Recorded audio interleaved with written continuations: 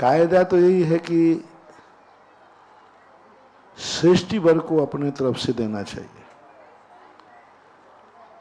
जैसे भोजन व्यवस्था है, आप लोग भोजन के लिए पानड़ी कर लेते हो और वही भोजन गुल्लक के पैसे से खाओगे, गलत हो जाता। आप पंडित बुलाते हैं तो आप लोगों को खुद श्रेष्ठी तैयार हो जाना चाहिए कि 10 लाख क्षण में हम पंडित बुला रहे हैं और उस पंडित के लिए हम इस प्रकार की स्थिति बनाना चाहते। पहले तो इसी पाप से बचने के लिए हमने सुमन संस्कृत संस्थान में रखा कि कोई भी छात्र जो है स्नातक अपने पंडित के पोषण के बदले में कोई विदाई नहीं लेगा। लेता है तो वो 2 नंबर की, उसको चोरी का दोष लगेगा। संस्थान से जितने स्नातक पोषण करने शिविर लगाने जाते हैं, संस्थान की तरफ से उनको निर्देश है, मेरा निर्देश है, 1 रुपया भी आप अपने लिए भेंट में नहीं लोगे। सोना चांदी की भी के रूप में भी आप कुछ नहीं लोगे। इसके बावजूद भी यदि कोई लेने का भाव करता है तो बराबर उसे चोरी का दोष लगेगा। समाज को भी जब ये मालूम है कि भाई संस्थान का कोई बच्चा स्नातक संस्थान की तरफ से, महाराज की तरफ से कोई विदाई नहीं लेता है, तो समाज को भी विदाई नहीं देना चाहिए।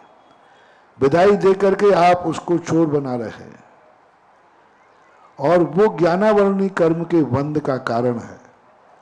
आज तुमने संस्थान से कहा था कि कोई पैसा नहीं लेना और तुमने ले लिया, तो इतना ज्ञानावरणी कर्म का बंध होगा कि कल आप प्रोशन देने लायक ही नहीं रहेंगे, इतनी मंद बुद्धि हो जाएगी। समाज को जब स्थिति बनती है, देने की बात आती है, तो संस्थान को देना चाहिए। और संस्थान को समाज ने जो पैसा दिया है, फिर संस्थान छात्र को देता है, फिर उस छात्र को निर्माल का दोष नहीं आता, चोरी का। तो जितने विद्वान हैं जो जाते हैं, इनको संस्थान देता है बाद में, प्रोशन के बाद संस्थान अपनी तरफ से देता है। और संस्थान उसको जब देता है तो दातार को मालूम है कि मेरा पैसा संस्थान के बच्चों के लिए ही है। अब संस्थान से जो तुम पैसा लोगे वो तुम्हारा ही पैसा है, क्योंकि दानी ने तुम्हारे लिए ही दिया है।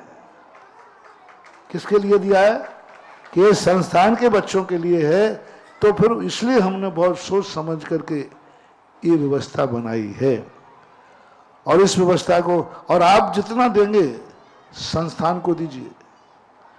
संस्थान को तुम पैसा दोगे वो दान की कोटि में आएगा, और विद्वान को तुम जो डायरेक्ट पैसा दोगे वो तुम्हारे लिए उतना पुण्य का कारण नहीं बनेगा, क्योंकि संस्थान को तुमने जो दिया है उसमें 350 गुना पुण्य है।